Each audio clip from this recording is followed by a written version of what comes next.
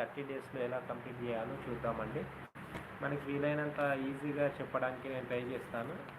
ఎందుకనంటే 30 డేస్లో మనకి కంప్లీట్ కావాలి. ఎవరైనా చూసేవాళ్ళు ఎవరైనా ఉంటే మనకు లైవ్లో తర్వాత వచ్చి చూస్తున్నారని హై పిక్చర్ క్వాలిటీ తోటి చూడండి.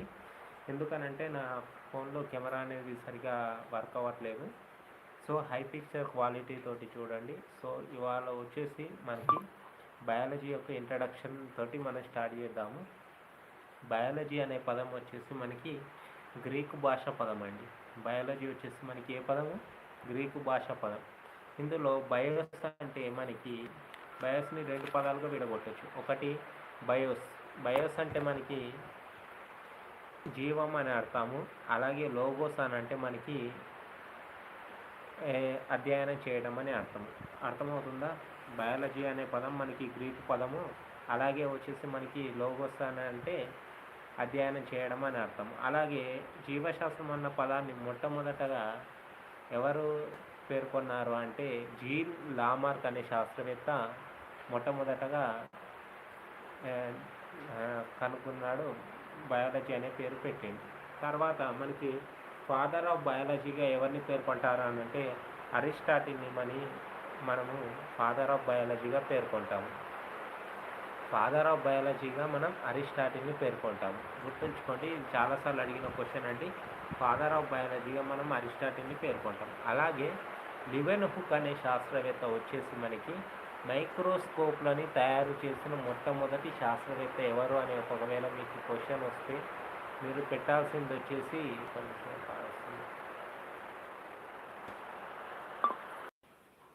లివెన్హుక్ వచ్చేసి మనకి మొట్టమొదట వచ్చేసి కనుక్కున్న శాస్త్రవేత్త మనకి మైక్రోస్కోప్లని కనుక్కున్నాడండి. ఈయన వచ్చేసి సుమారు 200 మైక్రోస్కోప్స్ని కనుక్కున్నాడు. సో సూక్ష్మదర్శిని కనుక్కున్న శాస్త్రవేత్త ఎవరు అని అంటే మనకి లివెన్హుక్ అండి. అలాగే మనకి ఫాదర్ ఆఫ్ బయాలజీగా ఎవరిని పేర్కొంటారు అని అంటే మనకి అరిస్టాటిల్గా చెప్పుకోవచ్చు. అలాగే మనకి రక్త ప్రసరణ వ్యవస్థను కనుక్కున్న శాస్త్రవేత్త అని చాలాసార్లు అడిగిండండి. రక్త ప్రసరణ వ్యవస్థ, రక్త వర్గాలు కాదండి, ఇక్కడ గుర్తుంచుకోండి, మిస్టేక్ అయ్యే ఛాన్సెస్ ఉన్నాయి. రక్త ప్రసరణ వ్యవస్థని కనుక్కున్న శాస్త్రవేత్త ఎవరు అని అంటే దానికి లివెన్హుక్ అనే వస్తుందండి. విలియం హార్వే వస్తుంది. రక్త ప్రసరణ వ్యవస్థ వచ్చేసి విలియం హార్వే వస్తుంది. హై క్వాలిటీలో చూడండి, ఎవరైనా చూసేది ఉంటే మనకి విలియం హార్వే అనే అతను రక్త ప్రసరణ వ్యవస్థను కనుగొన్నాడు. అలాగే మనకు వచ్చేసి రక్త వర్గాన్ని కనుక్కున్న శాస్త్రవేత్త ఎవరు అని అంటే కార్ల్ లాండ్స్టీనర్ అండి. కార్ల్ లాండ్స్టీనర్ అనే శాస్త్రవేత్త మనకి రక్త వర్గాల్ని కనుక్కున్నాడు. సో ఈ రక్త వర్గాలు ఏంటి? మనకి ఏ ఉంటుంది, బి ఉంటుంది, ఏబి ఉంటుంది, ఓ ఉంటుంది. ప్రతి ఒక్కటి అనేది చాలా ఇంపార్టెంట్ అండి. నేను ఎగ్జామ్ వైజ్గానే టాపిక్ అనేది చెప్తున్నాను. ప్రతి క్వశ్చన్ అనేది మీకు ఫ్రేమ్ అవుతుంది. ఇందులో వచ్చేసి మనకి 4 రక్త వర్గాలు అనేటివి మనిషిలో ఉంటాయి. మానవుల్లో 4 రక్త వర్గాలు ఉంటాయి. ఈ రక్తంలో ఏముంటుంది అని అంటే మరి హీమోగ్లోబిన్ అనే వర్ణద్రవ్యం ఉంటుంది. రక్తంలో ఉండే వర్ణద్రవ్యం పేరు ఏంటి అని అడిగే క్వశ్చన్ ఉండొచ్చు. హీమోగ్లోబిన్ అనే వర్ణద్రవ్యం అనేది ఉంటుంది. సో ఈ హీమోగ్లోబిన్ తర్వాత మనకు వచ్చేసి ఈ హీమోగ్లోబిన్ అనేది ఆక్సిజన్తో కలిసి ఆక్సీ హీమోగ్లోబిన్గా మారుతుంది. సో ఈ ఆక్సీ హీమోగ్లోబిన్ అనేది మనకి లంగ్స్కి వెళ్తుంది. తర్వాత లంగ్స్ నుంచి కార్బాక్సీ హీమోగ్లోబిన్గా మారి మనకి ముక్కు నుంచి బయటకి వెళ్ళిపోతుంది. ఇది వచ్చేసి మనకి శ్వాసక్రియ గురించి. సో మనకి హిమోగ్లోబిన్గా ఉంటుంది. ఇది రక్తంలో ప్రజెంట్గా ఉంటుంది. ఇది సారీ అండి, ఒక చిన్న ఫోన్ కాల్ వచ్చింది, అందుకే మిస్ అయింది. మనకు వచ్చేసి ఇక్కడ విలియం హార్వే అనే శాస్త్రవేత్త వచ్చేసి మనకి రక్త ప్రసరణ వ్యవస్థని కనుక్కున్నాడు. అలాగే కార్ల్ లాండ్స్టీనర్ అనే శాస్త్రవేత్త వచ్చేసి మనకి రక్త వర్గాన్ని కనుక్కున్నాడు. ఈ రక్త వర్గాలు వచ్చేసి ఏ, బి, ఏబి అండ్ ఓ అనే రక్త వర్గాలు ఉంటాయి. ఇందులో మనకి సార్వత్రిక దాతలుగా ఓ గ్రూపు ఉండే వాళ్ళని మనం సార్వత్రిక దాతలు అని అంటాము. అలాగే ఏబి ఉండే వారిని మనం ఏబి రక్త వర్గం వారిని మనం సార్వత్రిక గ్రహీతలు అని అంటాం. సో ఇది వచ్చేసి మనకి రక్తం గురించి కొద్దిగా దీంట్లోనే వచ్చింది కాబట్టి నేను చెప్తున్నాను. తర్వాత మనకి లూయిస్ ప్యాక్చర్ అనే శాస్త్రవేత్త ఉన్నాడు. లూయిస్ ప్యాక్చర్ అనే శాస్త్రవేత్త వచ్చేసి మనకి ఇప్పటి వరకు 4 శాస్త్రవేత్తలు వచ్చారు. ఒకటి అరిస్టాటిల్ అండి. అరిస్టాటిల్ వచ్చేసి మనకి ఫాదర్ ఆఫ్ బయాలజీగా చెప్పుకుంటాము. తర్వాత వచ్చేసి మనకి ల్యూవెన్ హుక్ అండి. ఇతను మైక్రోస్కోప్లను కనుక్కున్నాడు. మైక్రోస్కోప్లను కనుక్కున్న శాస్త్రవేత్త ఎవరు అని క్వశ్చన్ అడిగితే మాత్రం మీరు ల్యూవెన్ హుక్ అని పెట్టండి. ఇతను చాలా మైక్రోస్కోప్లు అనేటివి తయారు చేసిండు. ఎందుకనంటే ఈ మైక్రోస్కోప్లో ఉపయోగం ఏంటిదంటే చిన్న పదార్థం కూడా పెద్ద పదార్థంగా కనబడుతుంది. తర్వాత వచ్చేసి మనకి విలియం హార్వే అండి. విలియం హార్వే వచ్చేసి మనకి రక్త ప్రసరణ వ్యవస్థని కనుక్కున్నాడు. ఈ రక్త ప్రసరణ వ్యవస్థలో మనకి ఆక్సిజన్ అనేది రక్తంలో ఉన్న హిమోగ్లోబిన్ తోటి కలిసి ఆక్సి హిమోగ్లోబిన్గా ఏర్పడుతుంది.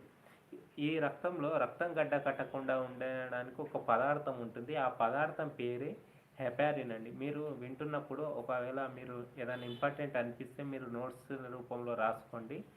హెపారిన్ అనే పదార్థం ఉంటుంది రక్తం గడ్డ కట్టకుండా. ఈ రక్తం గడ్డ కట్టకుండా ఉండడానికి వీలయ్యే విటమిన్ పేరు ఏంటిదని అంటే విటమిన్ కే అండి. విటమిన్ కేని మనం ఫిల్లోక్వినోన్ అని అంటాము. విటమిన్ కే యొక్క రసాయన నామం ఏంటి అని అంటే ఫిల్లోక్వినోన్ అని అంటారు. ఇది మనకి రక్తం గడ్డ కట్టడానికి తోడ్పడుతుందండి. గుర్తుంచుకోండి, హెపారిన్, అలాగే విటమిన్ కే, అలాగే ఫిల్లోక్వినోన్, ఇవి 3 అనేటివి మీరు గుర్తుంచుకోండి. తర్వాత మనకు వచ్చేసి శాస్త్రవేత్త వచ్చేసి లూయిస్ ప్యాక్చర్ అండి. లూయిస్ ప్యాక్చర్ అనే శాస్త్రవేత్త మనకి ద్రాక్ష మరియు సారాల్లో ఉండే పదార్థాలు ఉంటాయి కదా, ఆ పదార్థాల్లో పాలని సూక్ష్మజీవులు పాడు చేస్తాయని కనుక్కున్నాడండి. ఇతను వచ్చేసి ఒక విధానాన్ని కనుక్కున్నాడు. ఆ విధానం వచ్చేసి ప్యాక్చరైజేషన్ అనే విధానం అంటారండి. ప్యాక్చరైజేషన్ అనే విధానం అని అంటారు. ఈ ప్యాక్చరైజేషన్ విధానం అనేది పాలను ఖరాబ్ కాకుండా చేస్తుందండి. ప్యాక్చరైజేషన్ విధానం కనుక్కున్న శాస్త్రవేత్త ఎవరు అని అడిగితే మనకి మాత్రం మీరు చెప్పాల్సిన ఆన్సర్ వచ్చేసి లూయిస్ ప్యాక్చర్ అండి. తర్వాత వచ్చేసి మనకి ముఖ్యమైన శాస్త్రవేత్త ఇంకొక శాస్త్రవేత్త ఉన్నాడు, సర్ రొనాల్డ్ రాస్ అనే శాస్త్రవేత్త ఉన్నాడు. సర్ రొనాల్డ్ రాస్ అనే శాస్త్రవేత్త మన హైదరాబాద్లోనే ప్రయోగాలు జరిపిండండి. ఇతను దేని గురించి కనుక్కున్నాడు అంటే మలేరియా గురించి కనుక్కున్నాడు. మలేరియా ఎందుకు వస్తుంది అనేది కనుక్కున్నాడు. మలేరియాను కలుగజేసే పరాన్నజీవి పేరు ఏంటిది అని అంటే మనకి ప్లాస్మోడియం అండి. మలేరియాను కలుగజేయు జీవి పేరు ఏంటి అని అంటే మనకి ప్లాస్మోడియం అండి.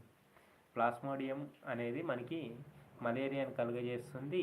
ఈ ప్లాస్మోడియం అనేది ఎక్కడ దేంట్లో ఉంటుంది అని కూడా క్వశ్చన్ అడిగే ఛాన్సెస్ ఉన్నాయి. సో ఇది వచ్చేసి ప్లాస్మోడియం దోమలో మనకి ఉంటుందండి. ఎవరైనా చూసే వాళ్ళ అని అనుకుంటే మాత్రం వినండి. ఒక్క నిమిషం. ఆడే ఇనఫెల్లస్ దోమ ద్వారా మనకి వ్యాప్తి చెందుతుందండి. తర్వాత వచ్చేసి మనకి వాట్సన్ అండ్ క్రిక్ అనే శాస్త్రవేత్తలు ఉన్నారు. ఒక్క నిమిషం, ఏదో మెసేజ్ వచ్చింది. మెసేజ్లతోటే వాట్సన్ అండ్ క్రిక్ అనే శాస్త్రవేత్తలు ఉన్నారండి. వీళ్ళు చాలా ఇంపార్టెంట్ అండి. నేను చెప్పే ఏ పాయింట్ అయినా సరే మనకి ఎగ్జామ్లో వచ్చే ఛాయిస్ అనేది ఉంది. వాట్సన్ అండ్ క్రిక్ అనే శాస్త్రవేత్తలు ఉన్నారు. ఈ వాట్సన్ అండ్ క్రిక్ శాస్త్రవేత్తలు మనకి డిఎన్ఏ యొక్క నిర్మాణం అనేది కనుక్కున్నారు. ఈ డిఎన్ఏ యొక్క నిర్మాణం అనేది కనుక్కున్న శాస్త్రవేత్తలు ఎవరు అని అంటే వాట్సన్ అండ్ క్రిక్ అనే శాస్త్రవేత్తలు. వీళ్లకు 1962లో మనకి నోబెల్ బహుమతి వచ్చిందండి. 1962లో నోబెల్ బహుమతి వచ్చింది. ఇతనితో పాటు విల్కిన్సన్ అనే అతనికి కూడా నోబెల్ బహుమతి వచ్చింది డిఎన్ఏను కనుక్కున్నందుకు. ఈ డిఎన్ఏ అంటే ఏంటి అని అంటే మరి డిఎన్ఏ యొక్క సంక్షిప్త రూపం అని అడగవచ్చు క్వశ్చన్. ఈ డిఎన్ఏ అంటే ఏంటి అని అంటే డిఆక్సీ రైబోన్యూక్లిక్ యాసిడ్ అండి. డిఆక్సీ రైబోన్యూక్లిక్ యాసిడ్ అనేది డిఎన్ఏ యొక్క సంక్షిప్త రూపం. తర్వాత వచ్చేసి మనకి ఎల్లప్రగడ సుబ్బారావు అనే శాస్త్రవేత్త ఉన్నాడు. ఈ ఎల్లప్రగడ సుబ్బారావు అనే శాస్త్రవేత్త వచ్చేసి మన తెలుగు ఆయన అండి. పశ్చిమ గోదావరికి చెందిన శాస్త్రవేత్త. ఈయన వచ్చేసి మనకి ఔషధ సృష్టికి మంత్రగాడు అనే పేరు ఉందండి. ఔషధ సృష్టికి మంత్రగాడు అనే పేరు ఎవరికి ఉంది అని అంటే ఎల్లప్రగడ సుబ్బారావుకి ఉందండి. ఈయన ఏం చేసిండంటే టెట్రాసైక్లిన్ అనే దాన్ని కనుక్కున్నాడండి. టెట్రాసైక్లిన్ అనేది కనుక్కున్నాడు. టెట్రాసైక్లిన్ని కనుక్కున్న శాస్త్రవేత్త ఎవరు అని అంటే మనకి ఎల్లప్రగడ సుబ్బారావు అండి. ఈ టెట్రాసైక్లిన్ అనేది దేనికి ఉపయోగపడుతుంది అని అంటే మరి ప్లేగు వ్యాధి నిర్మూలనకి ఉపయోగపడుతుందండి. టెట్రాసైక్లిన్ అనేది ప్లేగు వ్యాధికి ఉపయోగపడుతుంది. ప్లేగు వ్యాధి ఎలా వస్తుంది మరి? ఎలుకలు కరవడం వల్ల మనకి ప్లేగు వ్యాధి అనేది వస్తుంది. లైక్ చేసిన వాళ్ళు సబ్స్క్రైబ్ చేసుకోండి. మన ఛానల్ 100 సబ్స్క్రైబర్స్ కావాలండి ప్లీజ్, దయచేసి. తర్వాత వచ్చేసి మనకి సలీం అలీ అని ఇంకొక శాస్త్రవేత్త ఉన్నాడు. సలీం అలీ అనే శాస్త్రవేత్త వచ్చేసి మనకి పక్షుల గురించి అధ్యయనం చేసిన శాస్త్రవేత్త అండి. అంటే మన భారతదేశంలో పక్షుల గురించి అధ్యయనం చేసిన శాస్త్రవేత్త ఎవరు అని అంటే మనం సలీం అలీం అనే పేరు అనేది చెప్పుకోవచ్చు. ఈ పక్షుల గురించి అధ్యయనం చేసే శాస్త్రాన్ని ఏమంటారు అంటే ఆర్నిథాలజీ అంటారండి. పక్షుల గురించి అధ్యయనం చేసే శాస్త్రాన్ని ఏమంటారు అని అంటే ఆర్నిథాలజీ అంటారండి. తర్వాత వచ్చేసి మనకి ఎంఎస్ స్వామినాథన్ అని ఉంటారు. మనకి హరిత విప్లవానికి పితామహుడు ఎవరు అని అంటే ఎంఎస్ స్వామినాథన్ అండి. మనకి భారతదేశంలో వచ్చేసి మనకి హరిత విప్లవానికి పితామహుడు ఎవరు అని అంటే ఎంఎస్ స్వామినాథన్ నుండి. అలాగే మనకి ప్రపంచవ్యాప్తంగా హరిత విప్లవ పితామహుడు ఎవరు అని అంటే అది చూసుకున్నట్లయితే మనకి ప్రపంచవ్యాప్తంగా వచ్చేసి మనకి పితామహుడు మనకి వర్గీస్ కురియన్ అండి. వర్గీస్ కురియన్ అనే అతను మనకి హరిత విప్లవ పితామహుడు. తర్వాత హరగోవింద్ ఖురానా అనే అతను మనకి కృత్రిమ జన్యువును అనేది సృష్టించాడండి. మొట్టమొదటిగా హరగోవింద్ అనే ఖురానా అనే శాస్త్రవేత్త మనకి కృత్రిమ జన్యువును అనేది సృష్టించిండు. తర్వాత వచ్చేసి మనకి ఆధునిక పిండోత్పత్తి శాస్త్రానికి పితామహుడుగా పంచనన్ మహేశ్వరిని పిలుస్తారండి. ఆధునిక పితామహుడిగా పిండోత్పత్తి శాస్త్రానికి పితామహుడిగా మనకి పంచనన్ మహేశ్వరిని పిలుస్తారు. అరిస్టాటిల్ ఏంది మనం చెప్పుకున్నాము, ఫాదర్ ఆఫ్ బయాలజీగా చెప్పుకున్నాం. లివెన్హుక్ మనకి మైక్రోస్కోప్స్ కనుక్కున్నాడు. అలాగే విలియం హార్వే మనకి రక్త ప్రసరణ వ్యవస్థని కనుక్కున్నాడు. అలాగే ల్యాండ్ స్టీనర్ వచ్చేసి మనకి రక్త వర్గాల్ని కనుక్కున్నాడు. అలాగే లూయిస్ ప్యాక్చర్ వచ్చేసి మనకి ప్యాచరైజేషన్ కనుక్కున్నాడు. అలాగే రొనాల్డో రాస్ వచ్చేసి మనకి మలేరియా గురించి కనుక్కున్నాడు. అలాగే వాట్సన్ అండ్ క్రిక్ వచ్చేసి మనకి డిఎన్ఏ నిర్మాణం గురించి కనుక్కున్నారు. అలాగే మనకి ఎల్లప్రగడ సుబ్బారావు వచ్చేసి మనకి ఈ టెట్రాసైక్లిన్ అనేది కనుక్కున్నాడు. అలాగే మనకి హరగోవింద్ ఖురానా అనే శాస్త్రవేత్త వచ్చేసి మనకి కృత్రిమ జన్యువుని కనుక్కున్నాడు. అలాగే బీర్బల్ సహాని అనే ఒక శాస్త్రవేత్త ఉన్నాడు. అతన్ని లక్నో నుంచి అధ్యయనం చేశాడండి. దాని గురించి ఎక్కువ లేదు.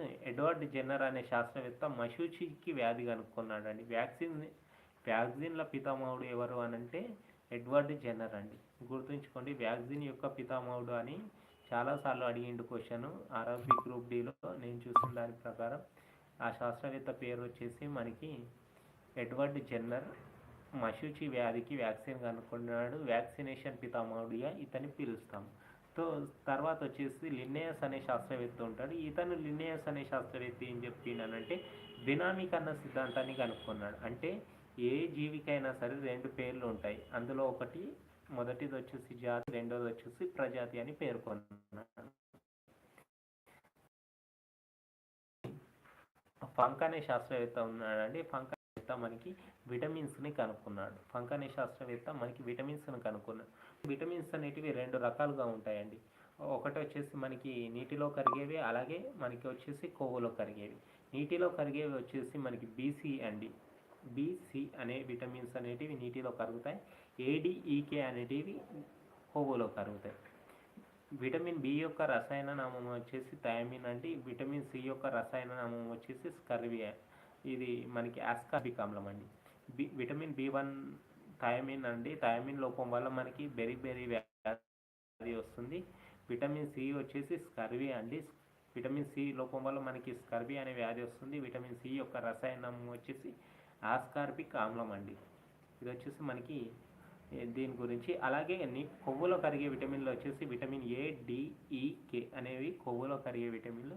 విటమిన్ ఏ యొక్క రసాయన నామం వచ్చేసి రెటినాల్ అండి. విటమిన్ ఏ యొక్క రసాయన నామం వచ్చేసి రెటినాల్. ఈ రెటినాల్ని మనకి ఏం చెప్తారంటే విటమిన్ ఏ రేచీకట్ అనేది వస్తుంది. విటమిన్ ఏ లోపం వల్ల రేచీకట్ వస్తుంది. విటమిన్ ఏ ఎక్కువగా ఉండేది ఏంటి, మనం కాల్సిఫెరాల్ అని అంటాము. విటమిన్ డిని మనం కాల్సిఫెరాల్ అని అంటాం. విటమిన్ డి అనేది మనకి ప్రకృతి సహజ సిద్ధంగా వస్తుంది. ఇది సూర్యుడి నుండి వస్తుందండి. సూర్యుడి నుండి వచ్చేది మనకి విటమిన్ డి అండి. టైం తగ్గిపోయిందండి. విటమిన్ డి వచ్చేసి మనకి సూర్యుడి నుంచి వస్తుంది. ఇది మనకి దీని గురించి అండి. అలాగే మనకి విటమిన్ ఈ వచ్చేసి విటమిన్ ఈ యొక్క శాస్త్రీయ నామం వచ్చేసి టోకోఫెరాల్ అండి. విటమిన్ ఈ యొక్క శాస్త్రీయ నామం వచ్చేసి టోకోఫెరాల్. దీని వల్ల మనకి వంధ్యత్వం అనేది వస్తుంది. తర్వాత వచ్చేసి మనకి విటమిన్ కే అండి. విటమిన్ కే వచ్చేసి ఆల్రెడీ చెప్పుకున్నాం, ఫిల్లోక్వినన్. దీని యొక్క శాస్త్రీయ నామం దీని లోపం వల్ల మనకి రక్తం అనేది గడ్డ కట్టడం అనేది మానేస్తుంది. సో ఇవి అని వచ్చేసి మనకి విటమిన్స్ గురించి. తర్వాత మనకి గుండె మార్పిడి చికిత్సను మనకి క్రిస్టియన్ బెనార్డ్ అనే శాస్త్రవేత్త మొదటగా నిర్వహించిండు ప్రపంచవ్యాప్తంగా. మన ఇండియాలో వచ్చేసి మనకి వేణుగోపాల్ అనే శాస్త్రవేత్త నిర్వహించిండండి. క్రిస్టియన్ బెర్నార్డ్ ఫస్ట్ గుండె మార్పిడి అనేది చేసిండు. ఇండియాలో వచ్చేసి వేణుగోపాల్ అనే శాస్త్రవేత్త చేసిండు. తర్వాత ఇయాన్ విల్మట్ని మనము క్లోనింగ్కి పేర్కొంటామని, క్లోనింగ్ పితామహుడిగా ఎవరిని పేర్కొంటామనంటే ఇయాన్ విల్మట్ అనే శాస్త్రవేత్తని క్లోనింగ్కి పితామహుడిగా పేర్కొంటాము.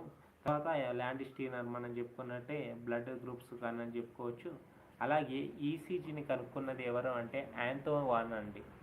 ఈసీజీ యొక్క శాస్త్రీయ మొత్తం ఫుల్ ఫామ్ వచ్చేసి ఎలక్ట్రోకార్డియోగ్రాఫ్ అండి, ఎలక్ట్రోకార్డియోగ్రాఫ్.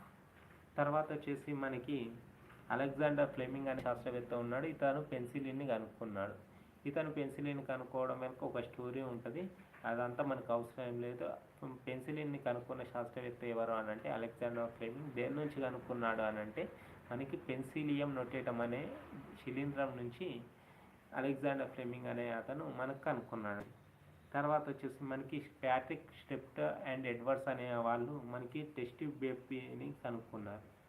ప్యాట్రిక్ అనే స్టెప్టర్ అనే బేబీ అని కనుక్కున్నారు. తర్వాత వచ్చేసి మనకి జకారియస్ జాన్సన్ అనే అతను సంయుక్త సూక్ష్మదర్శిని కనుక్కున్నాడండి. ఇది వచ్చేసి మనకి ఫస్ట్ లెసన్ అయిపోయిందండి. ఇప్పుడు వచ్చేసి ఫస్ట్ లెసన్ అయిపోయింది.